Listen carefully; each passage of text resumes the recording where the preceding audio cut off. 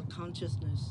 In Ashland, Oregon, on April 23rd, the city unveiled Golden Connections, a sculpture honoring the Chinese workers who helped connect the railroad from San Francisco to Portland.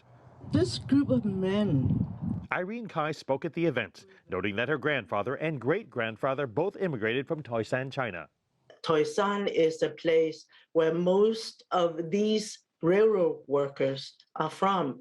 I just want to speak for my families, friends, and relatives, and feeling so grateful that the city of Ashland finally acknowledged their hard work and give their gratitude. But before its unveiling, Kai said someone vandalized the sculpture, spraying it with purple paint. I was so shocked. And I said, I have to come back at night to see if they really spray the paint and to darken the sculpture. And I went back and saw a very, very eerie glow with purple, red, dimly shining through.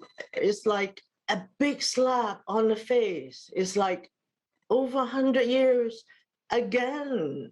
It's the same dismissal. It's a history often dismissed because there was no written record left by the rail workers themselves. We are very much indebted to the Chinese railroad workers.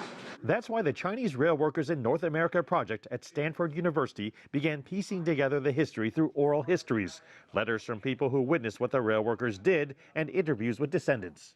We don't have a count of how many were killed during these efforts, but we know that there was a high death toll. Chipping through the granite was backbreaking work. Blasting was very dangerous, but they managed to do it, and they did it 15 times. The Stanford researchers discovered that the Chinese workers went on to build scores of rail lines across the U.S., including in the northeast and south of the country. They also uncovered numerous bits of information about why these workers were so efficient. They had a real sense of how to work as a team, and in this sense, they were probably ahead of the non-Chinese workers. Certain habits that they brought from China contributed directly to their ability to stay healthy. Their fondness for tea. The fact that they drank boiled water and not mountain streams meant that they didn't get dysentery, whereas the white workers almost all got dysentery from drinking unboiled water from the mountain streams.